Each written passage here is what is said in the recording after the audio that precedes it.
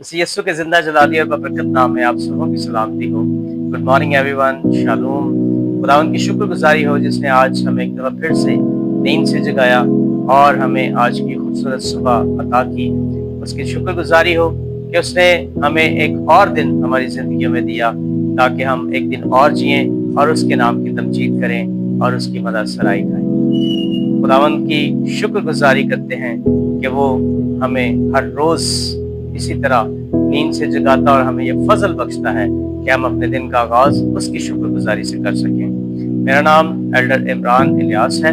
और मैं cross generation church में बतौर एल्डर अपनी खिदमत सर अंजाम दे रहा हूँ। सो मेरे अजीजों, हमें जिस्मानी खुराक के साथ साथ रूहानी खुराक की भी ज़रूरत है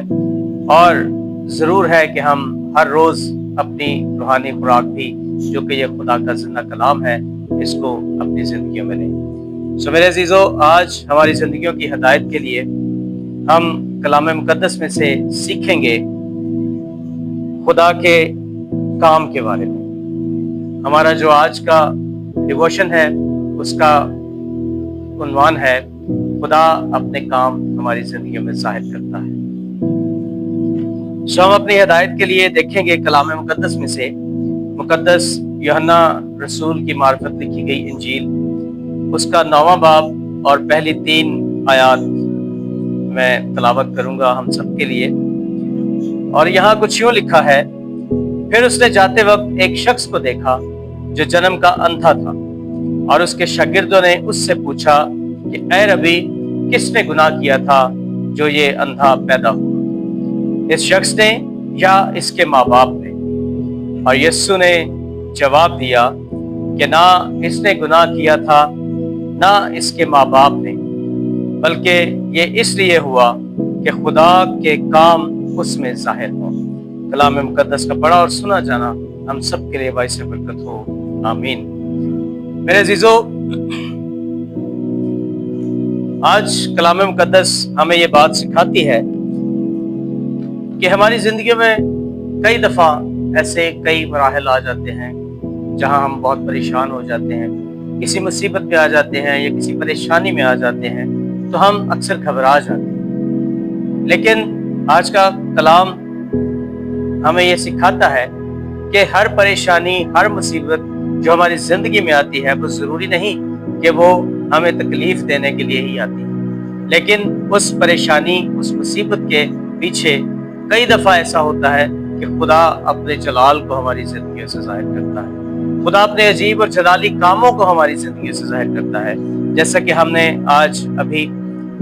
इंजील मुकद्दस में से देखा है कि एक शख्स जो कि जन्म का अंधा है, जो पैदा ही अंधा हुआ था और उसने कभी दुनिया को नहीं देखा, उसने अपनी आंखों से कभी किसी चीज को नहीं देखा, और खुदावंद यीशु मसीह इस सारे मैसेज में उसको शिफा देते हैं और उसकी आंखों को बिनाई उसको देते हैं और वो अपनी आंखों से इस दुनिया को देखता है। यानी खुदा का एक बड़ा और अजीम काम जो उस शख्स की जिंदगी में हुआ और जो खुदा ने अपने बेटे यीशु मसीह के वसीला से उस शख्स की जिंदगी में अपना अजीम काम जो है वो जाहिर किया है कि एक जन्म का अंधा जो पैदा ही अंधा हुआ था, उसको बिनाई अता की, उसको आंखें दे दी, उसको रोशनी दे दी और उसको दुनिया की रंगीनियां दिखाई। और मेरे अजीजों, ये इसलिए हुआ जैसे उसके शागिर्दों ने, मसीह यीशु के शागिर्दों ने यीशु से पूछा कि ये किसने गुनाह किया था जो ये अंधा पैदा हुआ, क्योंकि अक्सर उस वक्त जो तालीमात थी उनमें अक्सर ये कहा जाता था कि जब हम कोई गुनाह करते हैं तो उसकी सजा हमारी नस्लों को भी मिलती है। तो इसलिए शागिर्दों ने यीशु से ये सवाल किया कि क्या इसके माँ बाप ने कोई गुनाह किया था जो ये इस तरह जन्म का अंधा पैदा हुआ। लेकिन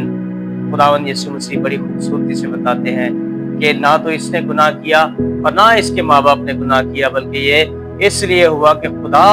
इसमें अपने काम को जाहिर करे। और खुदा ने उसमें अपने काम को कैसे जाहिर किया कि खुदा ने उसी यीशु के वसीला से उसे शिफा बख्शी, उसे बिनाई बख्शी और वो भला चंगा होकर पूरी हैकल में और अपने पूरे शहर में खुदावंद के नाम की तमजीद करता रहा और यीशु के नाम की मुनादी करता रहा کیونکہ آگے ہم جب اس چیپٹر کو پڑھتے ہیں تو اس میں لکھا ہے کہ فقی فریسی اس سے پوچھتے رہے کہ وہ کون تھا جس نے تجھے بینائی بخشی ہے، کیا تو واقعی جنم سے اندھا تھا، کیا تو نے پہلے کبھی دنیا کو نہیں دیکھا تھا؟ تو وہ یسوع کی گواہی دیتا ہے اور وہ کہتا ہے کہ میں نہیں جانتا کہ وہ کون تھا، میں نہیں جانتا کہ وہ شخص کیسا ہے، وہ اچھا ہے یا برا ہے، لیکن میں یہ جانتا ہوں کہ میں جنم کا اندھا تھا لیکن اب میں دیکھتا ہوں۔ میرے عزیزو، کلام مقدس ہمیں سکھاتا ہے کہ کئی دفعہ ہماری زندگیوں میں بھی جب ایسی پریشانیاں آتی ہیں تو ہم گھبرا جاتے ہیں، اور کئی دفعہ تو ہم خدا سے شکوہ کرنا شروع کر دیتے ہیں کہ یہ مصیبت، یہ پریشانی میرے لیے کیوں ہے۔ بلکہ میرے عزیزو، یہ آج کے کلام کے مطابق ہمیں اپنی زندگیوں میں اس بات کے لیے صبر کرنا چاہیے کہ اگر کوئی مصیبت آئی ہے تو اس میں خدا کی مرضی کو جاننے کی کوشش کریں، خدا کی مرضی کو جاننے اور اس کو سمجھنے کی کوشش کریں، خداوند کے حضور جھک جائیں اور اس سے پوچھیں کہ اے خداوند، یہ جو مصیبت، یہ پریشانی مجھ پر آئی ہے، اس کی وجہ کیا ہے، اور کیا میں اس پریشانی سے کب تک نکل پاؤں گا، یا اس میں خداوند تیرا کیا پلان ہے، تو اپنا کون سا کام اس پریشانی کو مجھ پر لانے سے ظاہر کرنے والا ہے۔ اسی طرح کلام مقدس میں سے ہمیں اور بھی بہت سے واقعات ملتے ہیں، جیسے کہ ہم ایوب صابر کی کہانی، ایوب صابر کی کتاب جب ہم مطالعہ کرتے ہیں تو اس میں واضح طور پہ لکھا ہوا ہے کہ جب شیطان خدا کے پاس آیا تو اس نے خدا سے کہا کہ تو اپنے بندہ صابر کو، ایوب صابر کو، جس کو تو کہتا ہے کہ وہ تیری کبھی تحقیر نہیں کرے گا، اس کے گھر کے باہر جو تو نے باڑ لگا رکھی ہے اس کو ایک دفعہ ہٹا، پھر دیکھ وہ بندہ تیری کیسے تحقیر کرتا ہے۔ اور خداوند یسوع مسیح نے اس کو، اور خدا نے اس کو کرنے دیا،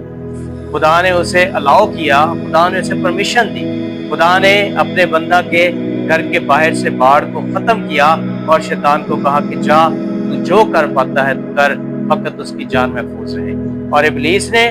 اس کا سب کچھ چھین لیا، اس کا گھر بار، اس کے بچے، اس کا مال و دولت، اس کے نوکر چاکر، اس کے مویشی، اس کا مال، اس کا سونا چاندی، ایون کہ جو اس کا اپنا بدن تھا اس میں بھی ایسے ناسور بن گئے کہ جن میں کیڑے پڑ گئے تھے۔ لیکن جب ابلیس اپنی ساری کوشش کر کے ہار چکا اور خدا کے بندہ ایوب نے خدا کی تحقیر نہ کی، تو پھر خدا نے اپنا کام ظاہر کیا، اور خدا نے جب اپنے بندہ کو پھر سے بحال کیا تو اس نے اس کو پہلے سے زیادہ دگنی شان و شوکت، پہلے سے زیادہ دگنا مال و دولت، پہلے سے زیادہ دگنے نوکر چاکر، اور پہلے سے زیادہ اس کو بچے اور گھرانہ اور گھر بار عطا کیا، کاروبار عطا کیا۔ یعنی خدا نے اپنا جلال اس کی زندگی میں یوں ظاہر کیا کہ اس نے اس کو پھر سے جب بحال کیا تو پہلے سے بھی ڈبل کر دیا۔ اسی طرح اسی انجیل مقدس میں آگے 11ویں باب میں ذکر آتا ہے لازر کے بارے میں۔ لازر جو کہ خداوند یسوع مسیح کا دوست تھا، اور اس کی بہنیں مریم اور مارتھا وہ خداوند یسوع مسیح کی شاگرد تھیں۔ تو خداوند یسوع مسیح کسی دوسرے شہر میں تھا جب لازر بیمار ہوا، اور خداوند جانتا تھا کہ لازر بیمار ہے، اگر وہ چاہتا تو وہ جہاں پہ بھی تھا وہیں سے لازر کے لیے شفاعت کرتا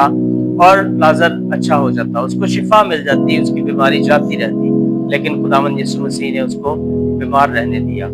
پھر بیماری اتنی بڑھ گئی کہ لازر وفات پا گیا۔ اب یسوع اگر چاہتا تو اس وقت بھی جب لازر موت کا لقمہ ہو گیا تو اس وقت بھی اگر یسوع چاہتا تو اس کو دوبارہ زندہ کر سکتا تھا۔ لیکن مسیح یسوع نے کیونکہ خدا کے جلال کو ظاہر کرنا تھا، اس لیے اس نے یہ سب کچھ ہونے دیا، اور چوتھے دن وہ لازر کے پاس آیا اور مریم اور مارتھا سے اس نے باتیں کی، اور اس کے بعد لازر کی قبر پر گیا